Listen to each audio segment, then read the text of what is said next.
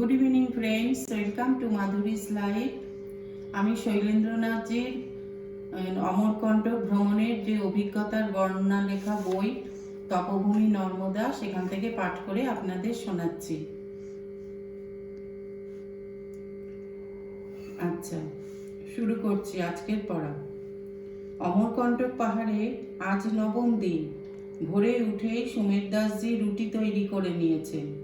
আমি স্নানের পর নর্মদা মন্দিরে গিয়ে হোম সেরে আসার পর বেলা 9টা নাগাদ তিনি আমাকে নিয়ে সঙ্গে সঙ্গে কপিলধারার উদ্দেশ্যে রওনা হলেন, পূর্ব পশ্চিমগামী অমরকণ্টকের প্রধান রাস্তা ধরে। স্থানীয় লোকদের বসতি পেরিয়ে পরপর 3টি নালা অতিক্রম করলাম। তার মধ্যে একটি নালার নাম বৈতরণী। একদিকে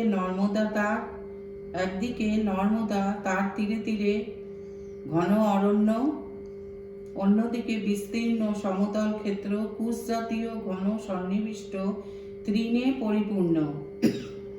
সেই ঘাস ঠেলে যেতে যেতে দুজনেরই সর্বাঙ্গ ছড়ে যেতে লাগলো। কোথাও এক মানুষ সমান বা কোথাও 2-3 মানুষ সমান উঁচু উঁচু ঘাস। তারই মধ্যে যে একটু ক্ষীণ পথের রেখা, তা 4-5 বার খুঁজে খুঁজে বের করতে লাগলেন সুমের দাসজি। প্রায় 20-25 মিনিট হাঁটার পরে হঠাৎ তিনি আমার হাত জাপটে ধরে থমকে দাঁড়ালেন এবং তিনি আঙুল দিয়ে সংকেত করে দেখতে বললেন সামনের দিকে। আমি তাকিয়ে দেখি 5-6 হাত লম্বা একটি সাপ মাত্র 5-6 হাত দূরেই দাঁড়িয়ে রয়েছে।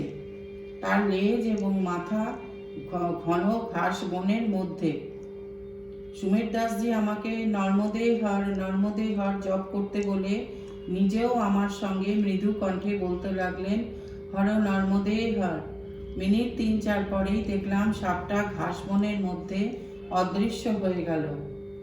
কোনো মতে অতি কষ্টে ঘাস বনের বাইরে পৌঁছে হাঁপ ছেড়ে বাঁচলাম। কিছুক্ষণ পরেই দেখলাম কতগুলো বড় বড় পায়ের ছাপ। ভালো করে পর্যবেক্ষণ করে সুমের দাসজি বললেন, এটা হচ্ছে মুন্ড মহারণ্য।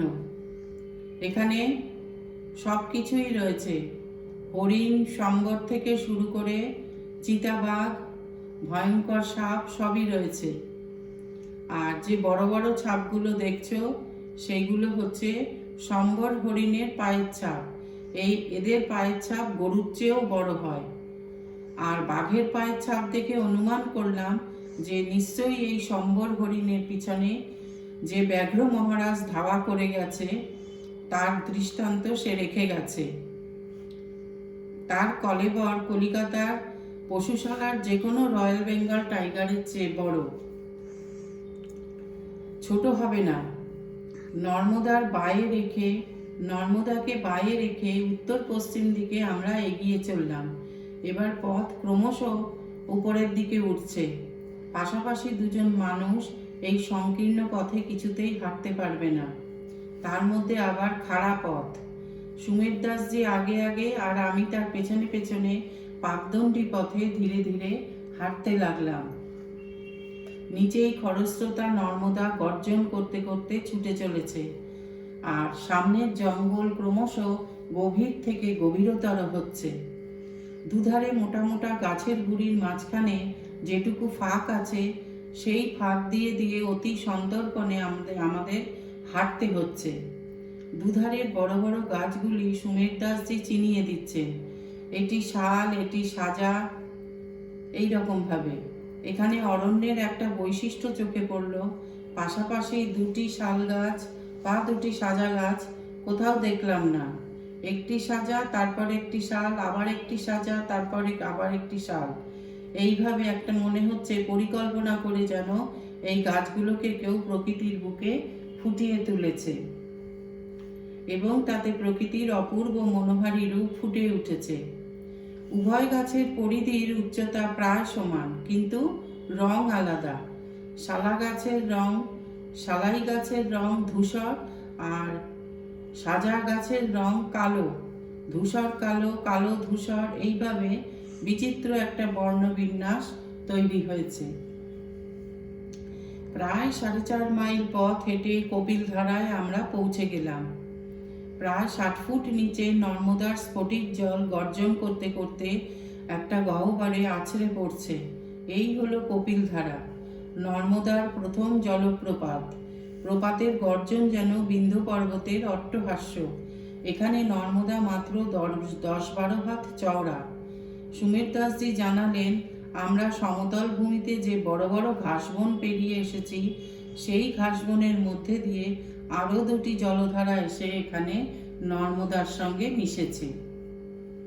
তাই নর্মদার গতিবেগ প্রচণ্ডভাবে বেড়ে গেছে। সেই 2টি ধারার মধ্যে একটির নাম হচ্ছে এরণ্ডি, আরেকটির নাম হলো কপিল বা কপিলা। কপিলা ধারায় আছড়ে পড়ে জল অত্যন্ত ফেনিয়ে উঠছে। সেই ফেনিল জলোচ্ছ্বাসের কণায় আমরা দুজনেই প্রায় ভিজে গেলাম।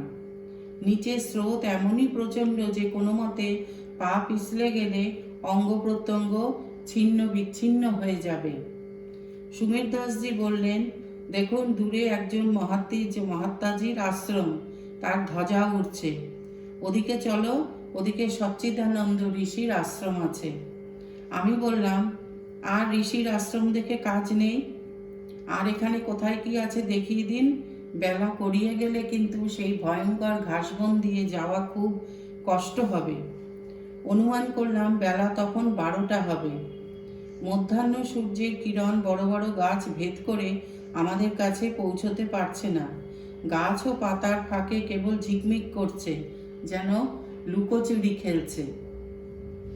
অগত্যা সুমের দাসজি আমাকে সঙ্গে নিয়ে পশ্চিম দিকের এক সরু রাস্তা ধরে চলতে লাগলেন।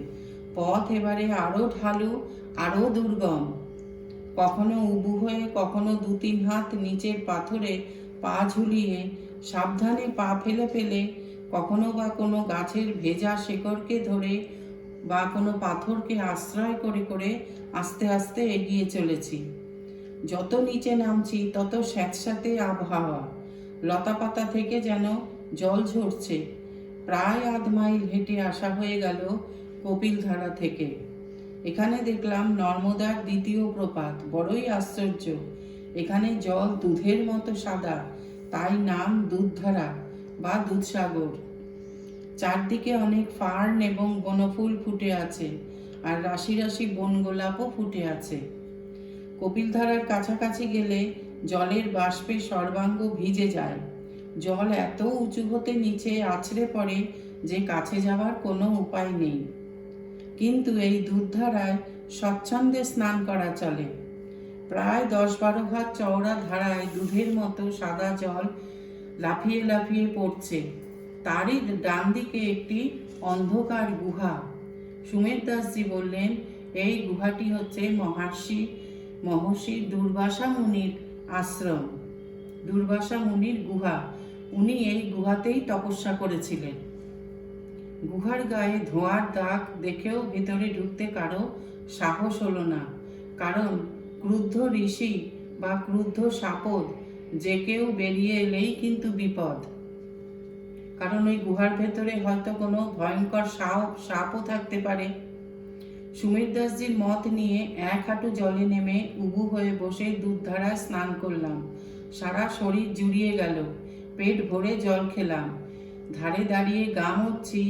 জলের তোড়ে ঠিকরে এসে প্রথমে 2টি, পরে 1টি, তার কিছু পরে আবার 2টি সাদা সাদা শিবলিঙ্গ ক্রমে ক্রমে ঠিকরে এসে পড়তে লাগলো। দুধ জলের প্রচণ্ড ঘূর্ণিপাকে এইসব সাদা সাদা শিবলিঙ্গের ভেতর ওম, ডমরু, ত্রিশূল চিহ্ন এইসব রয়েছে এই শিবলিঙ্গগুলির গায়ে। এই বিস্ময়কর ব্যাপার যে কিভাবে হচ্ছে সেই রহস্য বোঝা ভার। শ্রদ্ধা সহকারে শিবলিঙ্গগুলিকে নিয়ে ধীরে ধীরে ওপরে উঠে এলাম। সেই একই পথে বড় বড় পাথরের চাঙড় ডিঙিয়ে গাছের শিকড় ধরে ধরে। ইতিমধ্যে সুমের দাসজি যে আশ্রমের ধ্বজা দেখিয়েছিলেন, যেখানে আমি যেতে চাইনি আগে, তারই কাছাকাছি কপিলধারা প্রপাতের ওপর একটা গাছের গোড়ায় বসে খাবার খেলাম। খাওয়া শেষ হয়ে এসেছে এমন সময় হঠাৎ শুনলাম একজন উচ্চৈঃস্বরে হাঁক পাড়তে পাড়তে আসছেন, ব্রহ্মচারী, ও ব্রহ্মচারী, 1 লোটা গরম চা আর 1 লোটা পানি নিয়ে উপরে এসো। ওপরে উঠে আমাদের সামনে এসে দাঁড়ালেন একজন মহাসন্ন্যাসী, শালপ্রাংশু মহাভুজ বৃদ্ধ সন্ন্যাসী। বয়স অন্তত দেখে মনে হলো ৮০ বা ৯০ হবে। ওনার চোখ দুটো যেন কোটর থেকে জ্বলছে।